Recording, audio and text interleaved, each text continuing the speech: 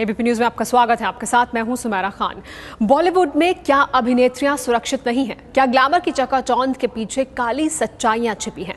एक बार फिर सवाल उठ खड़ा हुआ है एक वीडियो सामने आने से। इस वीडियो में एक अभिनेत्री एक फिल्म निर्देशक को थप्पड़ मारती नजर आ रही है। क्या है ये पूरा मामला, आइए देखते हैं।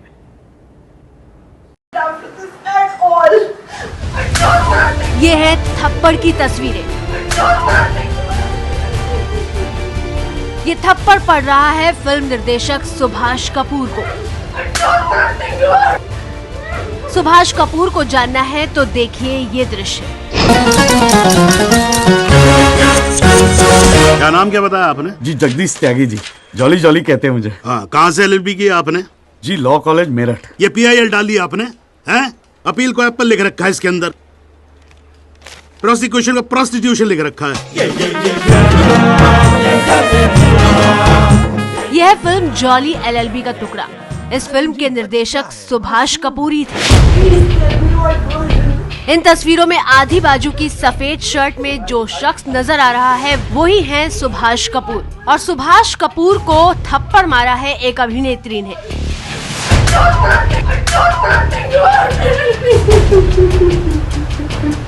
थप्पड़ मारने वाली अभिनेत्री की पहचान हम आपको नहीं बता रहे हैं, लेकिन इसी अभिनेत्री ने अपने ट्विटर अकाउंट से ट्वीट करके इस वीडियो को जारी किया है।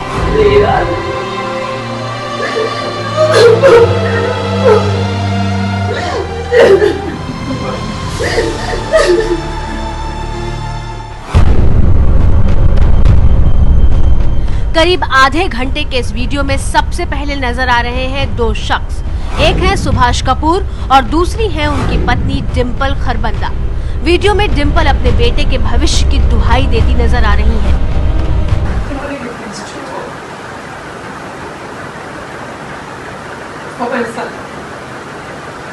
अच्छा, सब कुछ खत्म हो गया है। जो बचा है उसके लिए एक ही चीज बची है, उस बच्चे का फ्यूचर बचा। That's it. एक ही चीज इनोसेंट है इस पूरे में, वो है। That's it. एक ही चीज गिरती है इस पूरे में, तो सुभाष। वीडियो में कहीं टाइम नहीं दिया गया है, इसलिए कहना मुश्किल है कि कब ये घटना हुई। ना तो आरोप लगाने वाली अभिनेत्री की तरफ से और ना ही निर्देशक सुभाष कपूर की तरफ से घटना के वक्त की जानकारी दी गई है। पर वीडियो में अभिनेत्री और निर्देशक यौन उत्पीड़न के मामले पर बहस करते नजर आ रहे हैं। Subhash, please tell him. Tell her what was.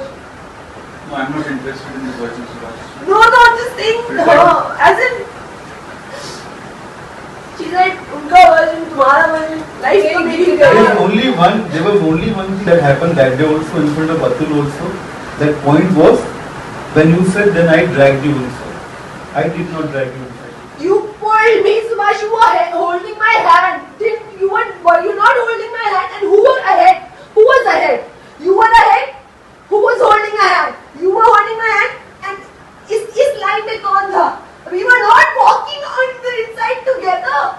You were आगे, I was here. You were holding my hand. What does it mean? You are actually like this.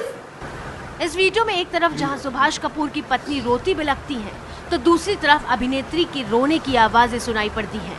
और फिर आती है एक डिमांड, एक थप्पड़ मारने की डिमांड, और अगले ही पल सुभाष कपूर थप्पड़ खाने के लिए राजी हो जाते हैं। I just want to hit him once. I really want to do that with him.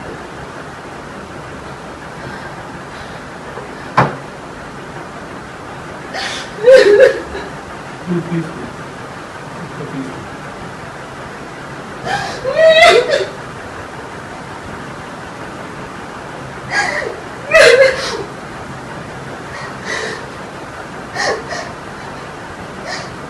I don't want to think about it after this at all. I don't want to think about it.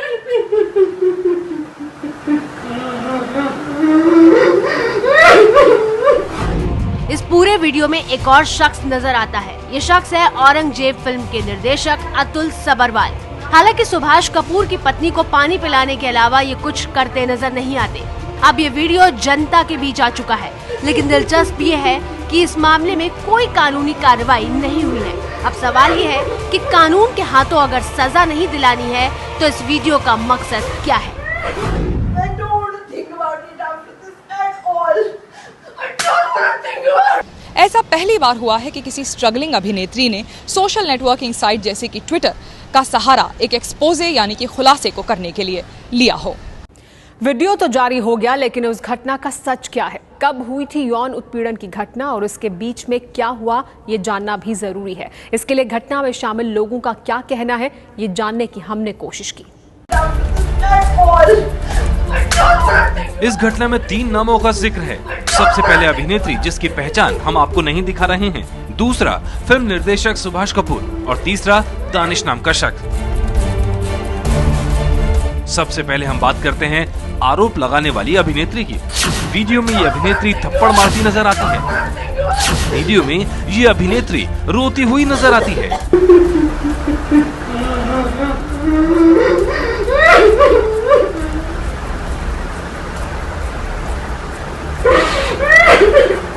Video में ये अभिनेत्री बात खत्म करके निकलती नजर आती है।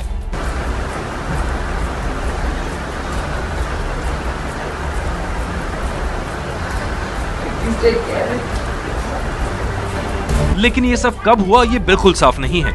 इस वीडियो में अभिनेत्री आरोप पर आरोप लगाती नजर आती है। हमने इस बारे में अभिनेत्री से बात करने की कोशिश की तो मिला ये जवाब। ये संवेदनशील मसला है। मुझे खुशी है कि आप मीडिया के आचरण के लिए नियमों को ध्यान में रख रहे हैं। मैं इस मुद्दे पर कोई प्रचार नहीं चाहती। हालांकि अपने ट्विटर अकाउंट पर यह अभिनेत्री दावा करती है, ये कास्टिंग काउच का मामला नहीं है। हमारे बीच प्लेटोनिक संबंध था। वो और उनकी पत्नी पिछले 8 साल से मेरे लिए परिवार की तरह थे। लेकिन इसके बाद क्या हुआ ये कहीं खुलासा नहीं है। इस बारे में हमने जानने की कोशिश की निर्देशक सुभाष कपूर से। हमने उन्हें SMS भेजा।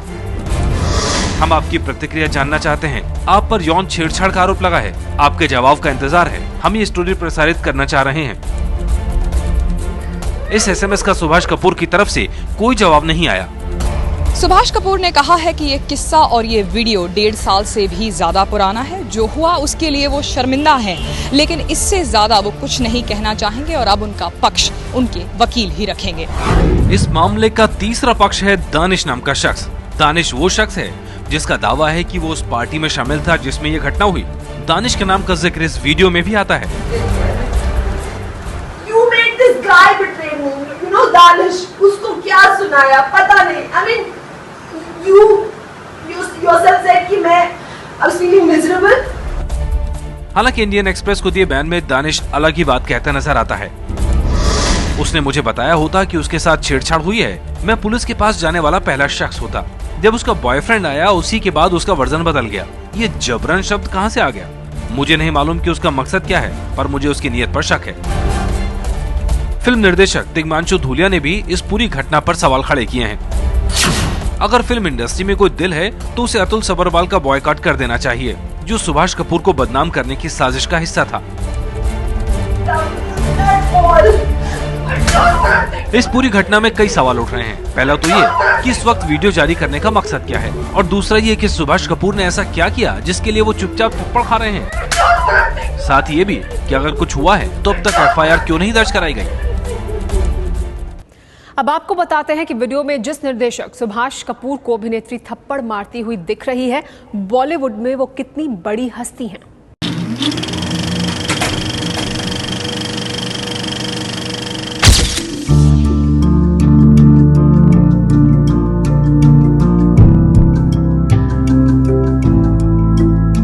बतौर निर्देशक सुभाष कपूर के खाते में ज्यादा फिल्में नहीं हैं, लेकिन जो फिल्में उन्होंने बनाई उससे वो बॉलीवुड में स्थापित जरूर हो गए। साल 2010 में आई फंस गए रे ओबामा जैसी व्यंग करने वाली फिल्म को समीक्षकों ने काफी सराहा था। ओम मामा आए हैं। ओम शास्त्री अमेरिका वाले? काम क्या हमको? काम तो अमेरिका वाली पार्टी से एक ही होता है ना सर। 7 साल बाद अमेरिका से आया। अमेरिका से? बहुत बड़ा बिजनेसमैन है वहाँ। वो मैं आपको इन्फॉर्म करना चाह रहा था कि आपका ऑफिशियली किडनैप कर लिया हमने। फंस गए रे ओबामा फिल्म सुपरहिट रही थी। कम बजट की इस फिल्म ने सुभाष कपूर की काबिलियत को साबित कर दिया। 3 साल बाद सुभाष कपूर की फिल्म जॉली LLB आई, जो कानून व्यवस्था पर व्यंग कस रही थी।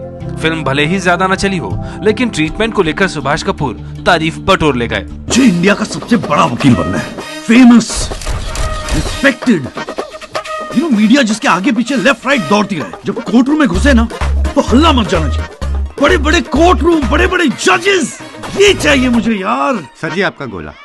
Thank you. सुभाष कपूर दिल्ली में पले बढ़े। वामपंथी विचारधारा से प्रभावित सुभाष दिल्ली यूनिवर्सिटी से इंग्लिश लिटरेचर में MA करने के बाद पत्रकारिता करने लगे। कई साल तक टीवी पत्रकारिता करने के बाद सुभाष ने साल 2002 में अपनी पत्नी डिंपल के साथ मिलकर एक प्रोडक्शन हाउस खोला। 5 साल तक डॉक्यूमेंट्री और एड फिल्म बनाने के बाद सुभाष ने फिल्म बनाने के बारे में सोचा और फिर पहली फीचर फिल्म सलाम इंडिया बनी। 5 दोस्तों के साथ मिलकर बनाई इस फिल्म के फ्लॉप होने पर हर किसी को 10 लाख का नुकसान हुआ। झटका लगने के बाद सुभाष मुंबई आए और फंस गए रे ओबामा के साथ शुरू हुआ फिल्मों का सिलसिला। सुभाष कपूर का एक हाथ नहीं है। 5 साल की उम्र में पतंग उड़ाते वक्त सुभाष दूसरे माले से नीचे गिर गए थे। इस हादसे में सुभाष का एक हाथ नहीं रहा, लेकिन दिलचस्प यह है कि एक हाथ से भी सुभाष सारे काम करते हैं। क्रिकेट खेलते हैं, जूतों के फीते बांधते हैं, स्कूटर चला लेते हैं और कार भी। हर साल 15 अगस्त के दिन पतंग भी उड़ाते हैं।